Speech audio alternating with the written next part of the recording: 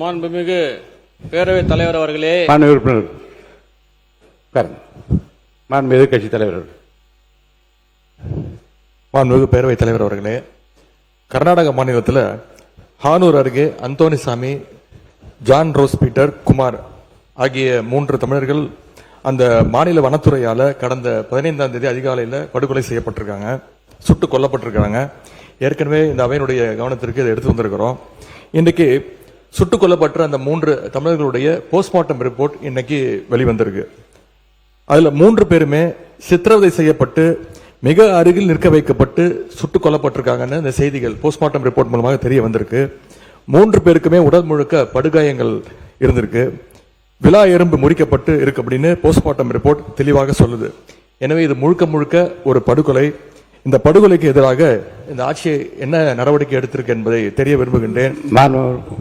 குறைந்தபட்சம் அந்த மாநில அரசுகிட்ட விளக்கம் கேட்டு கடிதம் எழுதியிருக்கிறதா?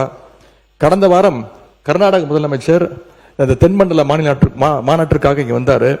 அப்போ நேரிலையாவது தமிழ்நாடு அரசு தன்னுடைய கண்டனத்தை தெரிவிச்சிருக்கிறதா?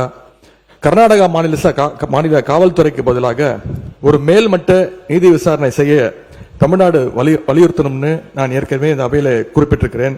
அது சம்பந்தமா இந்த மாநில முதலமைச்சரோடு ஏதாவது அழுத்தம் கொடுக்கப்பட்டதா? இந்த பிரச்சனை நடந்த உடனே முதலமைச்சரோ அமைச்சரில் இருப்பவர்களோ கர்நாடகா போய் இறந்த தமிழர்களுடைய குடும்பத்திற்கு ஆறுதல் சொல்லியிருக்க வேண்டும். இந்த மாதிரியான மென்ஷன் பண்றேன்னு கேட்டீங்க, நீங்க விரிவா அதுக்கு நான் வந்து கவன ஈர்ப்பு தீர்மானமே எடுத்திருக்கலாம். இது 3 அமைச்சர் ஏற்கனவே விரிவா பதில், சட்டத்துறை அமைச்சர் விரிவா பதில் சொல்லிட்டாங்க, வனத்துறை அமைச்சர் அதை பற்றி பதில் சொல்லிட்டாரு.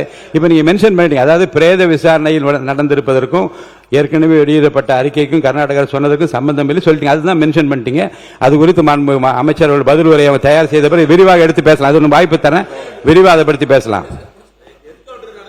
இல்ல அது சொல்லியாச்சு. அதுதான் பிரேத பரிசோதனை முடிந்த பிறகு வந்து ரிசல்ட்டை பத்தி சொல்லிட்டீங்க. அதுக்கு உரிய பதிலை மாண்புமிகு சட்டத்துறை அமைச்சர் பெற்று நமக்கு பதில் அளிப்பார். மைக் கொடுங்க. 3 தமிழர்களுடைய மரணத்திற்கு நீதி கிடைக்க தமிழ்நாடு அரசு முழு முயற்சிகளை எடுக்க வேண்டும், துணை நிற்க வேண்டும்.